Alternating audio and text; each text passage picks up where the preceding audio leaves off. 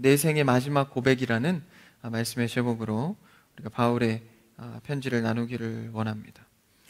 오늘의 바울의 핵심적인 말씀은 복음의 말씀을 전하라라는 것입니다.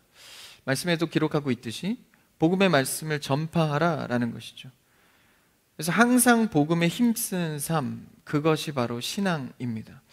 우리는 선한 것을 이루는 것이 도덕적인 것이나 어떤 성품을 성숙하게 하는 것이 아니라 복음을 전하는 것이 곧 선한 일입니다.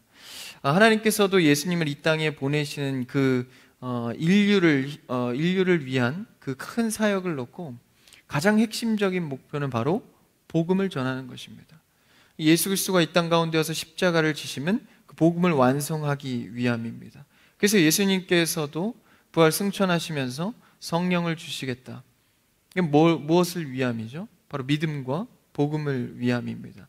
그래서 이 사도 바울이 마지막 생애에 이제 편지를 쓰면서 자신의 죽음을 앞두고 자신도 알고 있는 그 죽음 앞에 이 생애의 마지막 고백을 하게 되는 것입니다. 그러니까 생애의 마지막 책 편지이자 끝장에서 무엇이라 고백했는가 굉장히 중요하겠죠. 우리도 이제 삶을 살다가 언제 죽을진 모르지만 내 때가 될 날이 반드시 옵니다. 제가 예언하건대 여기 계신 모든 분들은 생의 마지막 순간을 맞이하게 될 것입니다. 누구도 피해갈 수 없는 이 마지막 순간에 내가 주님 앞에 그리고 내가 살아온 생애의 마지막 고백을 한다면 어떤 고백을 하시겠습니까? 준비된 죽음이나 준비되지 않은 죽음이나 누구든지 생의 마지막 모습은 바로 이 고백으로 끝나게 됩니다. 참 내 삶이 후회됐다, 혹은 내 삶은 참 보람되었다, 혹은 내 삶은 참 아름다운 삶이었다, 여러 가지 고백을 하게 되겠죠. 그래서 저의 가장 가까운 또 저희 어머니, 사모님이시죠. 사모님이 이제 책을 59점을 쓰시면서 그 마지막 고백, 그러니까 공식적으로 생애 마지막 고백이 되겠죠. 59점은 이제 쓰지 않았고 58번이 시이더라고요. 읽어보신 분들은 아시겠지만 57번이 마지막 글입니다. 그래서 57번의 마지막 글귀가 뭐였나 제가 오랜만에 찾아봤거든요. 그래서 한번 제가 읽어보겠습니다. 57의 마지막 문장입니다. 우리 같이 힘을 다하여 여호와 하나님을 섬기며 찬양합시다. 이게 사모님의 생애 마지막 공식적인 글귀 문장입니다. 여호와 하나님을 섬기며 찬양합시다. 우리 같이 힘을 다해서 찬양합시다. 그러니까 이 삶의 문장을 보면 그 삶을 알 수가 있죠. 삶 동안에 함께 찬양하기를 힘쓰면서 살아왔구나, 이것을 알게 되는 것입니다. 사도 바울도 마찬가지입니다. 오늘 말씀에서 항상 복음을 위해 힘써라 라는 고백은 그의 삶이 항상 복음을 위해서 힘쓴 삶이었기 때문입니다. 그것이 하나님의 제자이자 사도이자 성도인 이 바울이 우리에게 생의 마지막 고백이 되기를 원하는 권면을 하고 있는 것입니다. 그 내용을 우리가 자세히 보기를 원하는데 2절 말씀에서 그 핵심적인 메시지를 전달을 하는데요. 오늘 본문 2절을 한번 같이 읽어볼까요? 시작. 너는 말씀을 전파하라. 때를 얻든지 못 얻든지 항상 힘쓰라. 범사의 오래 참음과 가르침으로 경책하며 경계하며 권하라. 너는 말씀을 전파하라. 이것이 가장 주된 마지막 메시지이죠. 그래서 그 말씀을 전파하는 핵심적인 명령을 하고 있는데 여기서 이제 말씀은 하나님의 전체적인 말씀을 말하겠죠. 그 중에서도 예수 그리스도의 이 복음을 말합니다. 그래서 이 디모데의 젊은 목회자에게 사도 바울이 마지막으로 하는 이 준엄한 명령이죠. 근데 이 명령을 단순하게 이렇게 했으면 좋겠다, 넌 이런 삶을 살아라 라고 하는 것이 아니라 모든 성도들에 향하여서 정말 모든 생애, 삶의 시간을 다하여서 반드시 해야 될 숙제라고 엄히 명하는 것입니다. 그 이유가, 그 근거가 바로 1절에 나와 있습니다. 어떻게까지 중요하게 말씀할까요? 1절을 한번 읽어볼까요? 시작. 하나님 앞과 살아있는 자와 죽은 자를 심판하실 그리스도 예수 앞에서 그가 나타나실 것과 그의 나라를 두고 엄히 명하노니. 2절에 너는 말씀을 전파하라 라고 이렇게 명령하는 그 앞에 서두가 뭡니까? 네 가지죠. 하나님 앞과 예수 그리스도 앞과 재림의 앞과 그의 나라를 두고 말한다는 거예요. 너무 부담스럽죠? 이렇게까지 생의 죽음의 문턱 앞에서 부담스럽게까지 하나님과 예수 그리스도 그리고 재림하실 것, 그의 나라를 두고 말하는 그 한마디가 말씀을 전하며 살아라입니다. 그러니까 우리의 생애에서 내가 좀 멋진 사람이든 매력적인 사람이든 신앙생활을 좀 열심히 하는 사람이든 그것보다 더 가장 중요한 것은 말씀을 전하며 살고 있는가. 바로 이 숙제 앞에 우리에게 부담으로 다가옵니다. 왜요? 하나님 앞과 예수님 앞에서 전하는 말씀이기 때문입니다. 그래서 이 디모데의 심정을, 이 말씀을 받는 심정을 좀 공감해 보면, 단순히 이제 저에게 공감을 해보면 참 매우 특별하게 다가오는 말씀입니다. 저도 이제 어떻게 보면 직접적인 표현으로 전하고 사역을 하는 또 입장에 있으니까 이것을 공감해 보면 참 나는 말씀에, 복음에 근거해서 전하고 사역하고 있는가를 돌아보게 됩니다. 그러니까 말씀을 전하는 것은 할 수 있어요. 근데 복음에, 예수 그리스도의 그 복음에 탁월하게 전하고 있는가는 다른 문제입니다. 많은 사람들이 말씀을 전하려고 하고 또 설교라는 수단을 통해서 사람들에게 말씀을 전합니다. 그런데 감동이나 어떤 내 생의 경험을 통해서 감동을 주고자 하는, 흥미를 주고자 하는 유혹은 누구에게나 있습니다. 저에게도 있죠. 말씀의 의도와 예수 그리스도의 복음과는 조금 동떨어진, 상관없이 그런 재미에 맞춰진 소리를 전하고 있진 않는가? 세상에서 바른 소리, 도덕적으로 탁월하고 재미가 있다라고 인정은 받지만 하나님의 말씀의 의도에 정확하게 맞아 들어가는가? 그러니까 이건 다른 문제죠. 그러한 유혹 속에서도 내가 말씀을 전하는 자로서 우직하게 나아가고 있는가? 그때에 그런 갈등 속에 1절을 읽는다면 참 고개가 숙여지죠. 내가 하나님의 말씀을 전하는 사역은 하나님 앞에서, 예수 그리스도 앞에서, 재림하실 것 앞에서, 주의 나라 앞에서 엄중한 사역이다라는 것이죠. 그러니까 우리가 크리스찬으로서 단순히 사역자나 목회자뿐만이 아니라 성도로서 말씀을 전하는 삶을 사는 것은 하나님과 예수님 앞에서 살아가야 하는 문제다라는 것이죠. 그래서 내가 삶의 어떤 현장에서든지 예수 그리스도의 복음의 향기를 내는 것은 단순히 그에게 내가 인정받기 위해서, 또 내가 도덕적으로 탁월한 자가 되기 위해서가 아니라 하나님 앞에서 준엄한 명령을 시행하는 현장이다라는 것이죠. 그래서 때로는 상황과 사람의 눈치를 내려놓고 하나님 앞에서 복음을 전하는 자로서 소신 있게 살아가야 합니다. 그래서 그것을 지켜갈 때 크리스찬의 진정한 매력이 나오게 되는 것이죠. 그리스도의 향내를 내는 자 말입니다. 그래서 저도 이 자리에서 말씀을 전하거나 누군가를 만나서 복음에 대한 얘기를 하고 복음의 향내를 낼 때 두렵고 떨림으로 전하는 것은 하나님과 예수님 앞에 있다는 저의 정체성 때문입니다. 복음을 맡은 자로서, 복음의 빚진 자로서 말입니다. 여러분은 복음의 빚진 자인 줄 믿습니다. 우리가 복음을 통해서 구원을 받았다면 우리는 복음의 빚진 자입니다. 그래서 우리가 그것을 갚아가는 삶을 사는 것이 무엇입니까? 바로 전하는 것입니다. 그러니까 복음의 구원을 받았으니 내가 좀 착하게 살아야지, 이게 아니라 그 구원을 받았으니 전하는 것이 빚진 자로서의 책무다라는 것이죠. 여러분은 말씀을 전하면서 살아가는 여러분 되길 축복합니다. 입술로도 전할 수 있겠고 행동으로도 전할 수 있겠고 관계로도 전할 수 있을 것입니다. 여러분의 삶에 전 인격적으로 말씀을 전하고 향내를 내는 여러분이 되기를 바랍니다. 그래서 말씀을 전하는데 조건이 살짝 하나 달립니다. 2절 말씀이 중요한 핵심 말씀인데 한번 2절을 다시 읽어볼까요? 시작. 너는 말씀을 전파하라. 때를 얻든지 못 얻든지 항상 힘쓰라. 범사의 오래 참음과 가르침으로 경책하며 경계하며 권하라.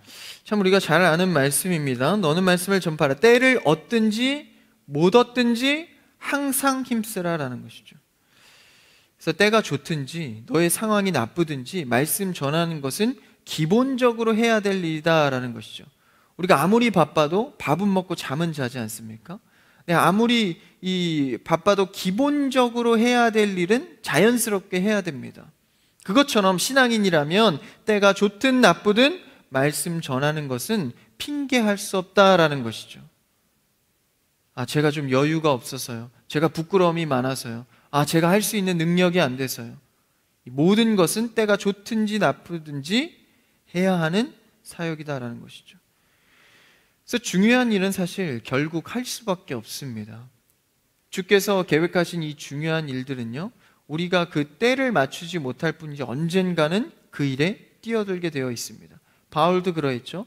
예수 그리스도를 믿는 자들을 죽이고 배척하는 자였습니다. 그러나 때가 되었을 때 하나님께서 쓰실 때 예수님의 제자가 사도가 되어서 그 일을 전적으로 하게 됩니다. 우리는 그래서 지금 하지 못하더라도 기대하고 소망하고 빨리 그날을 앞당겨서 할 수 있도록 의지를 갖고 기도해야 하는 것이죠. 핑계를 내려놓고 바쁨을 내려놓고 분주함을 내려놓고 우리가 먼저 취해야 할 것은 말씀을 전하는 일입니다. 그리고 또한 결국 할 수밖에 없는, 내가 신앙생활을 열심히 하다 보면 결국은 기결될 일이 말씀을 전하는 일입니다. 배우든지 가르치든지 우리는 항상 이 사역 안에 머무는 것이죠. 목회자의 사명뿐이 아닙니다. 우리 성도들에게, 우리 가정들에게 주어지는 준엄한 명령입니다. 여러분, 이 명령이 얼마나 나에게 적용되고 있습니까? 저도 제 시간들을 돌아보면 참 이렇게 직접적으로 전하는 시간 외에는 참 말씀을 전하는 일이 적다라는 생각을 하게 됩니다. 바울도 마찬가지입니다. 바울도 옥에 갇혀 있을 때나 어려움을 당할 때 언제고 신세한탄하고 낙심해 있는 것만이 아니라 갇힌 곳에서도 제한된 이 로마 감옥에 구금되어 있을 때나 혹은 가택 구금이죠. 그래서 이 조금 어느 정도 활동성이 있는 상황에 구금된 상황에서도 편지로서 전하고 사람들을 초대해서 전도하고, 그러니까 이 복음 가운데 일하는 이 사도 바울을 볼 때에도 이 생애에 정말 핵심적으로 이 복음 전하는 것으로 살아갔구나를 알 수 있습니다. 그 현장을 한번 볼까요? 사도행전에 나와 있는데요, 28장 30절 31절입니다. 한번 앞에 있습니다. 한번 같이 읽어볼까요? 시작. 바울이 온 이태를 자기 셋집에 머물면서 자기에게 오는 사람을 다 영접하고 하나님의 나라를 전파하며 주 예수 그리스도에 관한 모든 것을 담대하게 거침없이 가르치더라. 바울의 상황을 보니까 담대하고 거침없이 가르치더라. 그러면 상황이 그런 여유가 됐구나, 담대하게 할 만한 상황이 됐구나. 그렇지 않습니다. 지금은 갇혀있는 때다라는 거예요. 물리적으로 육체적으로 갇혀있고 상황은 어렵고 낙심하기도 참 좋고 신세한탄하기도 좋은 상황이지만 무엇 때문인지 담대하고 거침없이 복음을 전하고 있는 장면입니다. 여러분, 우리의 삶은 어떻습니까? 여유로울 때든지 좀 어려울 때든지 좋든지 때를 얻든지 못 얻든지 말씀을 전파하고 계십니까? 때를 얻든지 못 얻든지 복음의 향내를 내는 삶을 살고 계십니까? 현실적으로 어려운 부분이 있다면 그것은 내가 크리스찬으로서, 기독교인으로서 정말 삶의 모든 현장 속에서 살아가고 있는지를 먼저 점검해 봐야 합니다. 교회에 올 때는 성도로서 충분한 모습이 있지만 내가 장소의 변화나 사람의 관계에 따라서 숨기거나 보태고 있지는 않습니까? 교회에서는 성실한 크리스찬인, 가정에 가서는 그냥 내 성격과 내 성향대로, 직장 가서는 또 직장인으로서, 또 그냥 학교에 가서는, 또 내가 속한 공동체에서는 그거에 맞게 나를 변화시키고 있지는 않습니까? 여러분, 우리는 어디에 가서든지 복음을 전하는 크리스찬인 줄 믿습니다. 그 정체성을 잃지 않아야 그 현장에서 복음의 향내를 내는 시작을 할 수 있다는 것이죠.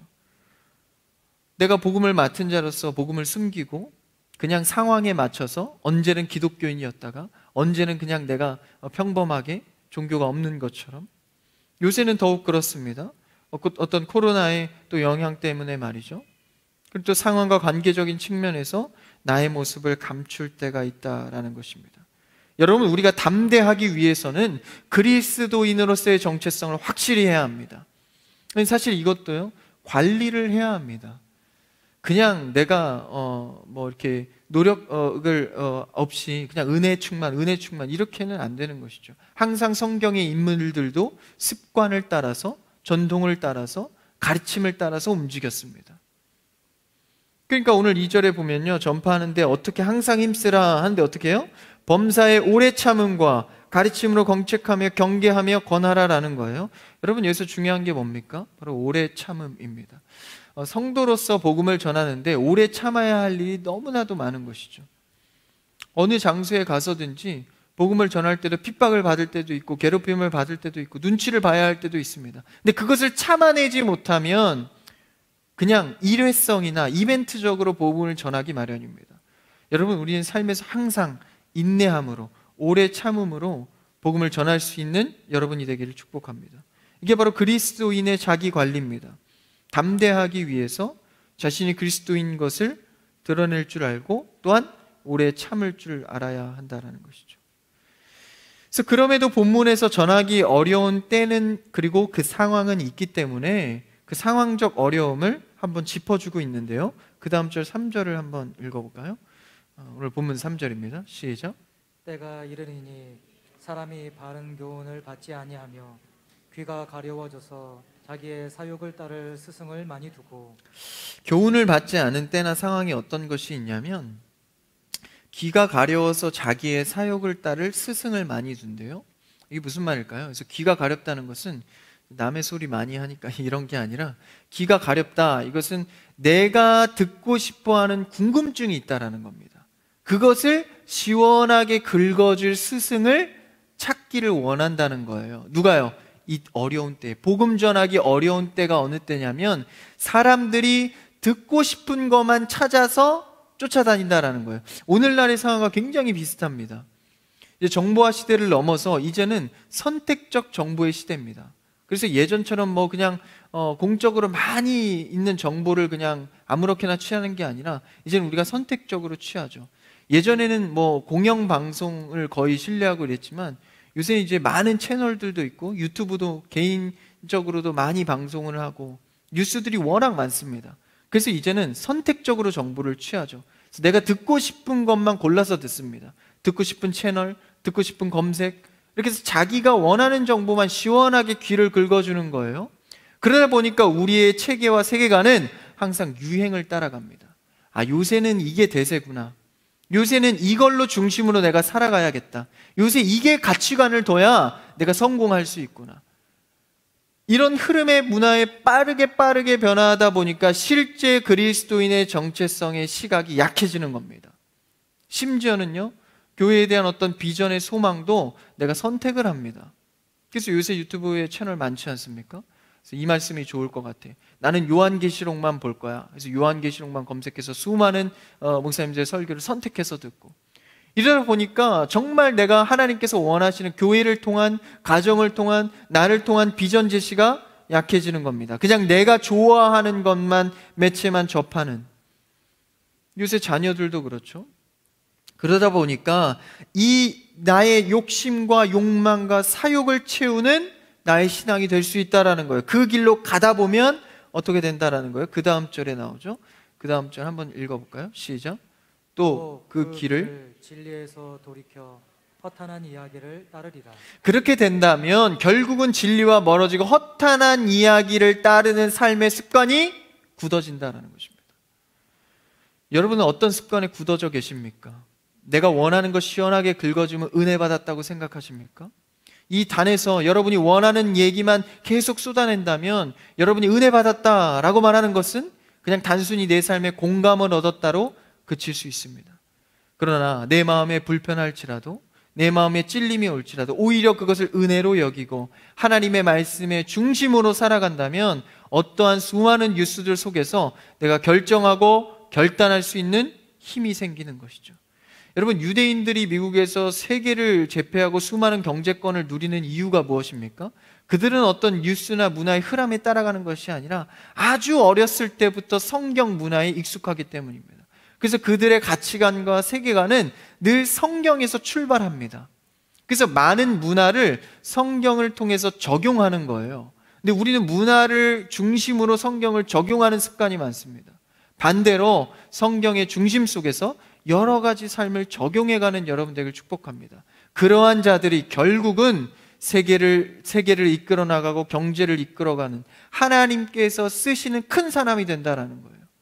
그래서 여러분, 우리 교육부에서도요, 아이들을 가르치고 여러 가지 프로그램을 할 때 절대 추억 쌓기 놀이를 하지 않기를 당부합니다.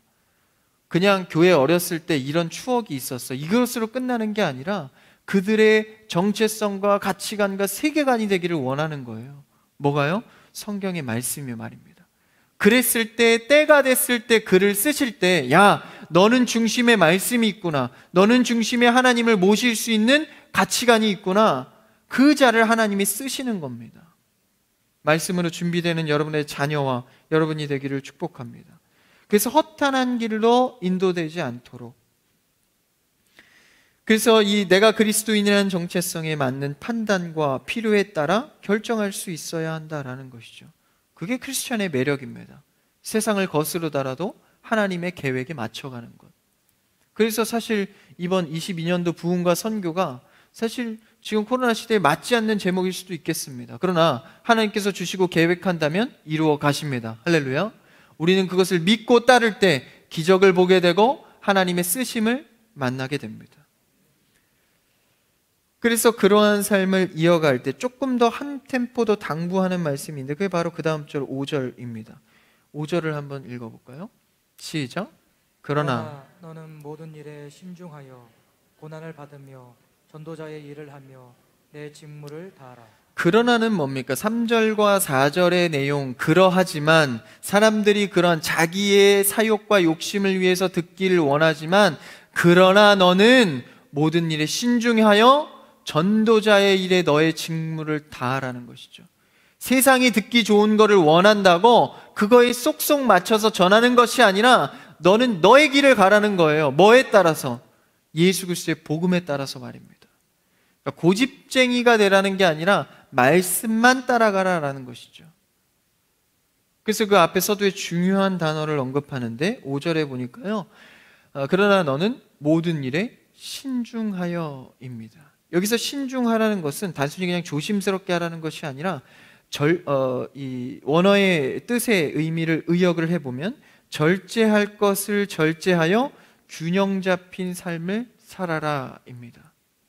그러니까 신중하라는 것은 절제할 것을 내가 잘 선택하고 판단하여서 그 다음 균형 잡힌 삶을 추구하라는 것이죠. 여러분, 신앙도 균형이 필요합니다. 어떤 이상적이고 그냥 신미주의적인 것에 그냥 치우친 신앙이 있고, 또 너무 학문적으로만 치우친 신앙이 있죠. 그러한 균형을 잘 잡아서 절제할 것을 절제하고 또 보탤 것을 보태고, 이런 신중한 균형을 잡아서 하라는 게 바로 성도의 신중함입니다. 그래서 균형 잡힌 신앙이 이 전도자 임무, 그러니까 전달자의 역할도 잘할 수 있는 것이죠. 그래서 어떤 사람이 복음을 전할 때 보면요, 막 어떤 신비주의에 빠져서 자기의 감정적인 간증만 막 해요. 그래서 막 기적만 얘기하고, 그러다가 또 아니면 말고, 그러니까 그런 식의 어떤 이미지가 있다 보면 사람들이 그냥 기독교를 그냥 종교 행위로 취급을 합니다. 근데 사실 우리 기독교는요, 굉장히 현실적이고 실제적인 종교입니다. 왜 그렇죠? 하나님께서 예수님을 이 땅 가운데 실제로 보내시지 않았습니까? 그래서 우리와 같이 먹게 하시고 가르치고 배우게 하시고 오늘날에도 성령을 통해서 실제 하나님과 교류하지 않습니까? 그러니까 기독교는요, 실제 우리의 문제를 실제적으로 해결해 가시는 하나님을 만나는 거예요. 그러니까 실제 우리 기독교 안으로 들어와 보면 굉장히 현실적입니다. 뜬구름 잡는 게 아니에요. 그래서 그 속에서 우리는 힘을 얻고, 그렇죠? 이것이 다 뭐로 출발합니까? 우리의 균형적인 신앙생활에서 출발합니다. 그게 바로 오늘 5절 말씀에 성도는 신중하여입니다. 여러분, 신중하고 균형 잡힌 신앙생활하기를 축복합니다. 그래서 저는 우리 교회가 참 좋습니다. 이런 균형 잡힌 말씀의 신앙생활을 할 수 있도록 권면하기 때문입니다. 그래서 우리 전도자의 일은 어느 때이든지 충성하며 복음을 전하는 이 삶의 고백, 이 사도 바울이 그랬다는 거예요. 이 사도 바울이 계속 말하는 거 아닙니까? 그래서 자신의 이 고백을 담아서 말하고 있는 것이죠. 그래서 우리는 때를 얻든지 못 얻든지 주님께서 재림하실 때 하나님의 나라를 생각하면서 언제든지 복음의 향내를 낼 수 있는 여러분의 신앙이 되기를 축복합니다. 이 마음을 담아서 우리 한번 같이 찬양하기를 원하는데요, 주님 다시 오실 때까지 우리 가사를 묵상하면서 주님 앞에 복음의 전달자로서 살아가기 원합니다. 우리 결단의 고백을 한번 같이 드리기 원합니다. 주님 다시 오실 때까지 나는 이 길을 가리라. 좁은 문 좁은 길 나의 십자가. 저 가사를 생각하면 나의 가는 이 길 끝에서 나의 가는 이 길 끝에서 나는 주님 보리라. 영광의 내 주님 나를 맞아주시리. 주님 다시 오실 때까지 나는 일어나 달려가리라. 주의 영광 온 땅 덮을 때 나는 일어나 노래하리. 내 사모하는 주님 온 세상 구주시라. 내 사모하는 주님 영광의 왕이시라. 아멘. 우리가 주님 다시 오실 그 재림의 날까지 복음을 지켜서 그 복음 전달자의 길을 달려가기를 원합니다. 오늘 사도 바울의 고백을 통해서 내 생의 마지막 고백, 사도 바울의 마지막 고백처럼 우리가 정말 그 길을 달려서 수고하여서 주님께 안기는 정말 그런 삶이 되기를, 그런 고백이 되기를 원합니다. 그러면서 바울이 그 자신의 이 죽음의 문턱에서 전하는 말씀이다라는 것을 강조하면서 이런 고백을 합니다. 한번 6절을 읽어볼까요? 6절입니다. 시작. 전제와 같이 내가 벌써 부어지고 나의 떠날 시각이 가까웠도다. 전제는 제사의 어떤 한 일종의 유형인데요, 이 제물에, 희생 제물에 술을 부어서 드리는 이 제사 제도입니다. 그 전제와 같이 내가 벌써 부어졌다. 희생 제물 앞에 부어진 술처럼, 그러니까 예수 그리스도와 같이 희생되어진 자신의 삶을 말하고 있죠. 그 뒤에 나는 이제 떠날 시각이 가까웠다. 자신의 몸이 쇠약해지고 죽을 날을, 앞을 이제 이미 예측하고 있는 것입니다. 그런데 자신의 삶은 어떠했다는 거예요? 주님의 시간같이 예수님처럼 제물처럼 희생된 삶이었다. 그러면서 말씀을 이어갑니다. 7절을 읽어볼까요? 7절입니다. 시작. 나는 선한 싸움을 싸우고 나의 달려갈 길을 마치고 믿음을 지켰으니. 자신의 삶의 고백입니다. 여러분, 이 사도 바울의 고백보다, 이것보다 죽음 앞에 중요한 고백이 있을까요? 그리스도인으로서 정말 삶의 문턱 앞에서 이것만큼 가치 있는 고백이 있을까요? 나는 선한 싸움을 싸우고 달려갈 길을 마치고 믿음을 지켰다. 할렐루야. 여러분의 생의 마지막 고백은 이 7절의 고백이 꼭 있기를 축복합니다. 여러분의 자녀도 말이죠. 선한 싸움을 달려갈 길, 이것은 비슷한 의미인데요, 이것은 당시에 이제 이 선한 싸움이라는 것은 어떤 그냥 우리가 격투를 하거나 전쟁을 의미하는 것이 아니라 운동 경기를 빗댈 수 있는 말입니다. 우리가 운동 경기에서도 이 싸움으로 비유를 하지 않습니까? 서로 경쟁을 해서 우위를 가려서 결국 골이 나는 사람이 이기게 됩니다. 단순히 여기서 운동 경기 큰 포갈이 아니라 좁게는 육상 경기를 비유할 수 있습니다. 그래서 처음에 출발을 해서 같은 선에서 출발을 하지만 끝에서 도착하는 사람은 다 우위가, 순위가 갈려집니다. 그래서 그 순위권에 골인을 한 자들이 승리를 하게 되는 것이죠. 그 길을 잘 맞춰서 끝까지 가는 자는, 곧 믿음을 지킨 자는 승리의 면류관을 얻게 된다라는 것입니다. 근데 이것이 어려울 것이 없는 것이 예수님이 이미 가신 길입니다. 우리는 그 길을 따라서 그 발자취를 따라 가기만 하면 되는 것이죠. 중간에 물론 유혹이 있을 수 있습니다. 그러나 우리는 예수 그리스도의 그림자만을 끝까지 따라가면서 그 꼬린 지점에 가는 것입니다. 그래서 오늘 앞서도 언급했듯이 이 육상 경기를 함에 있어서 가장 중요한 요소는 뭘까요? 바로 미련할 정도로 오래 참는 일입니다. 예수님께서 뭐라고 하시죠? 내가 길이요 진리요 생명이니 나로 말미암지 않고는 아버지께로 갈 자가 없다는 거예요. 그 길을 감에 있어서 우리는 오래 참음으로 그 길을 우직하게 그 외길을 걸어가야 합니다. 오늘의 찬양의 가사의 고백처럼 그 길이 때로는 십자가의 길, 좁은 길일지라도 그 길을 미련하게 따라간다면 예수님과 함께 가는 그 길로서 그 끝에는 승리를 쟁취한다라는 것이죠. 사실 그 길은 훈련의 길이고 쉽지 않은 길입니다. 성경의 인물들, 선진들도 다 그런 오래 참음이 있었죠. 모세는 몇 년을 훈련을 받았습니까? 40년을 받았죠. 노아는 어떻습니까? 120년을 노아 방주를 지으며 훈련을 받습니다. 아브라함 말할 것도 없죠. 또 요셉과 다윗은 10년이 넘는 시간 동안 하나님께 훈련을 받습니다.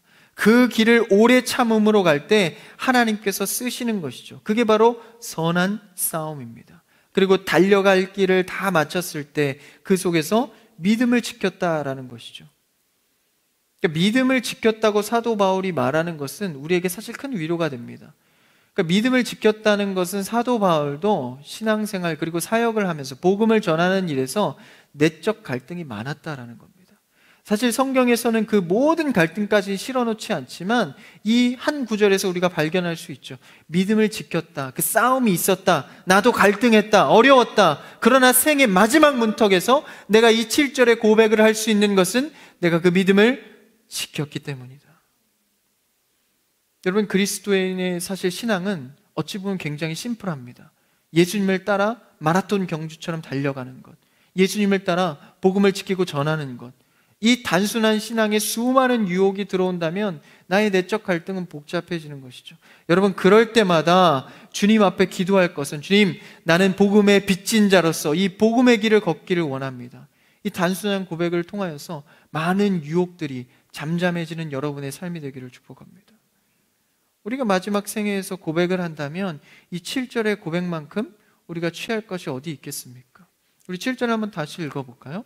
7절입니다. 시작. 나는 선한 싸움을 싸우고 나의 달려갈 길을 마치고 믿음을 지켰으니 그러므로 마지막 8절입니다. 8절을 읽죠. 시작. 이제 후로는 나를 위하여 의의 면류관이 예비되었으므로 주고 누르신 재판장이 그날에 내게 주실 것이며 내게만 아니라 주의 나타나심을 사모하는 모든 자에게도니라. 나는 그 모든 믿음을 생애 동안 지켰으니 이제 후로는 나를 위한 의의 면류관이 준비되어 있다. 할렐루야. 여러분, 아직 사도 바울은 7절 8절 속에서는 죽지 않았습니다. 그럼에도 의의 면류관이 예비되어 있다는 것은 그의 삶에서 믿음은 이미 확신되고 확정되었다라는 것이죠. 여러분, 신앙생활하고 주님을 믿음으로 지켜나 나아갈 때 여러분의 믿음과 신앙은 날마다 확신되어질 줄 믿습니다. 믿음을 지킬수록 여러분의 신앙과 믿음은 더 확실해지는 것이죠. 그래서 여러분, 복음의 싸움 가운데, 달려갈 길 가운데 많은 복음의 사연들이 있기를 바랍니다.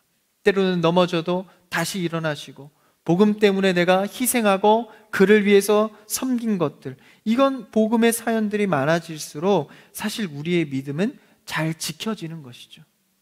성장되어지는 것입니다. 의의 면류관이 여러분의 복음과 구원 생활에 이미 예비되어 있는 줄 믿습니다. 그래서 저도 이제 청년부를 사역하면서 우리 청년들과 교제하고 또 같이 계획하면서 어떤 청년들은 이제 믿음이 또 지켜지고 신앙생활 해가면서 다른 영혼을 생각하고 섬기는 것에 진심일 때를 제가 발견하게 돼요. 전에는 그러지 않았는데 자신의 신앙만 묵상했던 자가 이제는 다른 영혼을 생각해서 어떻게 섬길까를 고민하는 걸 보면서 제가 많은 은혜와 도전을 받습니다. 야, 또 한 번 믿음이 지켜지고 있구나, 자라가고 있구나. 여러분은 믿음을 지킴으로 복음의 사연이 많아지고 결국 하나님께서 쓰시는 여러분 되기를 축복합니다. 그래서 그 싸움 속에서 달리고 싸우고 지켜가는 가운데 사도 바울이 결국 그 의의 면류관의 예비를 확정받게 됩니다. 그래서 그 복음을 듣고 전하는 자로서 이게 결국 어떻게 된다? 사도 바울이 이런 고백을 하는 이유가 무엇입니까? 내게도 주실 것이며 8절에 나와 있죠. 내게만 아니라 주의 나타나심을 사모하는 모든 자에게도니라. 할렐루야. 그러므로 우리가 이런 복음을 받았으니 하루속히 전해야 한다라는 거예요. 나뿐만 아니라 믿지 않는 모든 자들에게 열려있는 이 구원과 복음이 너로 인해서 전달되어야 한다. 그래서 내가 이렇게 그토록 강조하고 전하고 있다라는 것이죠. 내게만 아니라 주의 나타나심을 사모하는 모든 자들에게. 여러분, 우리는 이 바울의 생애의 고백처럼 우리의 생애의 고백이 이 7절의 고백을 향해서 달려가지기를 원합니다. 여러분의 자녀가 그렇게 되기를 원하고요, 가정이 그렇게 되기를 원합니다. 아니, 여러분에게 스쳐가는 모든 사람들에게 그렇게 전달되어지기를 축복합니다. 복음의 전달자의 역할이 어렵습니까? 그리고 또 부끄럽습니까? 혹은 내 상황이 어렵습니까? 그러한 핑계와 어려움들을 주 앞에 내려놓고 복음의 빚진 자로서 주 앞에 나아갈 때 믿음이 자라고 지켜지며 복음을 전하는 자로서 여러분이 세워지기를 주님의 이름으로 축복합니다. 이 교회가 2022년도 많은 어려움 속에서도 주의 복음을 향해서 나아가는 우리 교회와 여러분들의 가정이 되기를 축복합니다. 기도하겠습니다.